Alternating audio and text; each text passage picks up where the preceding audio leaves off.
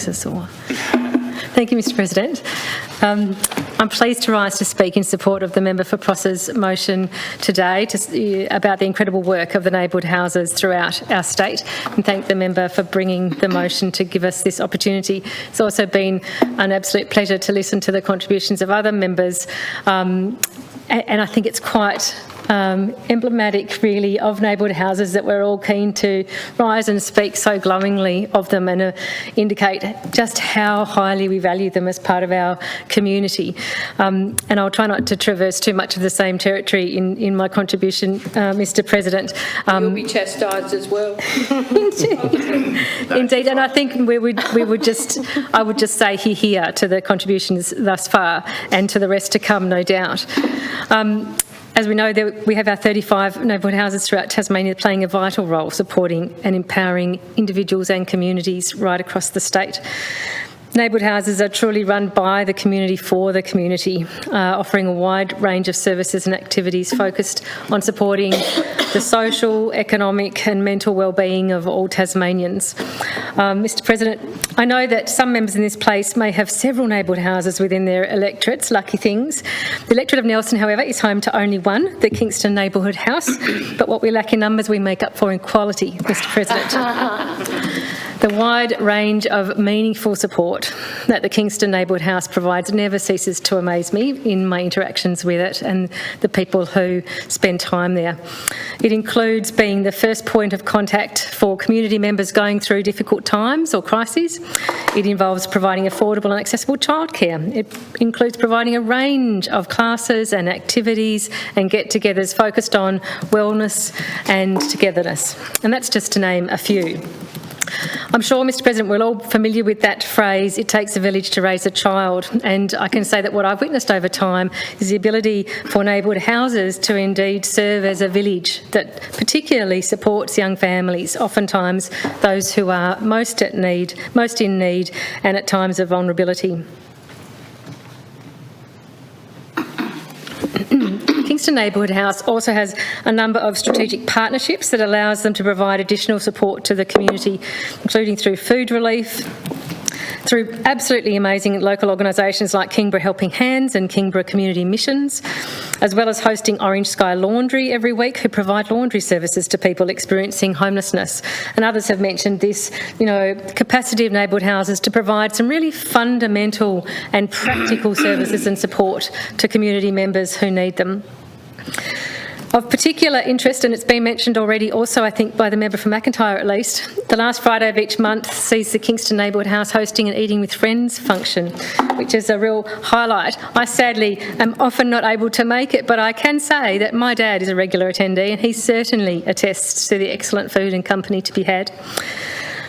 Those sorts of events based around food and companionship facilitate social and community connections over affordable and nutritious meals, and that's a combination of things that we can all benefit from at all times, Mr President. Neighbourhood House staff are highly skilled. Essentially, they're frontline workers dealing regularly with people who might be experiencing a whole range of circumstances in their lives, and it can include challenging circumstances, mental health challenges, alcohol and drug issues, family violence, economic and social pitfalls. Neighbourhood House managers in particular are a real linchpin of much of the success that we see in this sector, and the member for Mersey spoke about the fact that there's often longevity to the tenure of a neighbourhood house manager, staying with the house for a long time, guiding it and helping to shape it and be shaped by the community. I think being a neighbourhood house manager would be a labour of love, and that's what we see there with those longer tenures. And I think it's quite extraordinary too, because when I think about or imagine being in the shoes of a neighbourhood house manager and the things that they would need to deal with throughout the course of a day, making sure that the house runs smoothly, dealing with crises that crop up, but then also on the side of that, managing your own mental health and wellbeing so that you can be there the next day to keep doing more of the same, and then the day after that, and the week after that, and the month after that. Mr President, or Madam Deputy President, as noted in the motion, the other incredibly important people to recognise in relation to the success of neighbourhood houses are those who volunteer their time to provide support and services and to assist in the governance of the houses. Like so many vital organisations focused on serving the community, the Kingston Neighbourhood House and others around the state would cease to function without the tireless work of committed and dedicated teams of volunteers. It's always a pleasure to speak to those involved who are in providing services and support at neighbourhood houses or running them through governance and committees or boards of management, and to learn just how much they too gain from volunteering their time and their energy and their skills to support their community. It truly is a very lovely synergy between volunteers and the work that they do and those who benefit from it.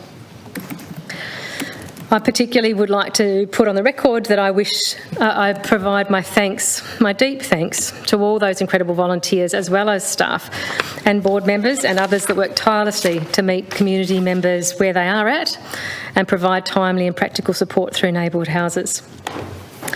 Madam Deputy President, in the motion that we're discussing, the final point relates to government funding, and I recognise the government's announcement, the previous announcement to invest an additional $1.75 million into neighbourhood houses as part of its cost of living booster package.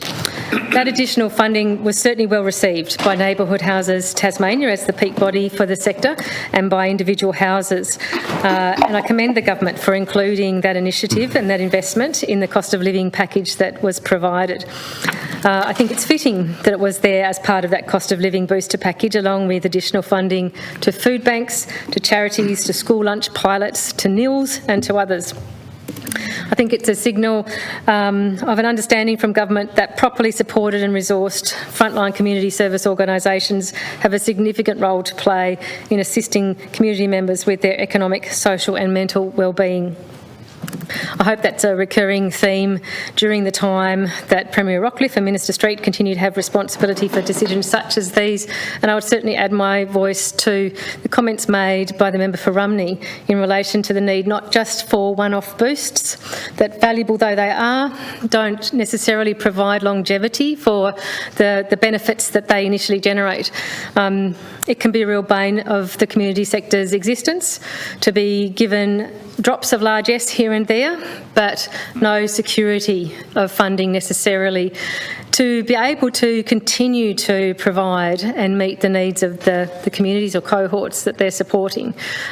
In fact, it can sometimes be a situation of awkwardness for an organisation if there's a boost of funding for a short period of time which allows a service to be created or a support to be provided, and then because that funding is of short duration and it drops away, the service is in the position of having built-in expectations for the services and support, but not being able to be in a position to carry on delivering it. And that's particularly unfortunate. Staff often wear the brunt of that. Indeed. Not the government. Well, what will happen is the staff and the managers and the boards of governance will often really seek to ensure they can continue that program or service or support, but to do that they'll have to either pay a personal price towards it or scrimp on other aspects of the services they're delivering, so potentially take from Peter to play Paul, as it were. So it's a very difficult position to be in. So it's excellent to see investments, and it's really important to see ongoing, stable, secure investment into these sectors. I certainly know that, as the member for Mersey said, there's a lot of bipartisan support for the neighbourhood houses sector, and that's wonderful. Others in the community sector sometimes look at budget time at the bits of support provided to neighbourhood houses and get a little bit jealous, because it is easy to love neighbourhood houses, and both governments of any flavour find it easy potentially to provide some additional funding there, and we'd never take that away from them, but we also need to remember that there's some other areas of our community services sector that require that sort of support too. So I'll leave it at that, Mr President. I appreciate the opportunity to speak to the motion and thank the member for Prosser. I hope that it will get back to the sector, that we've spoken so glowingly of them, and I know that there may be other members still to make their contributions, and I look forward to hearing those also. The question is that the motion be agreed to.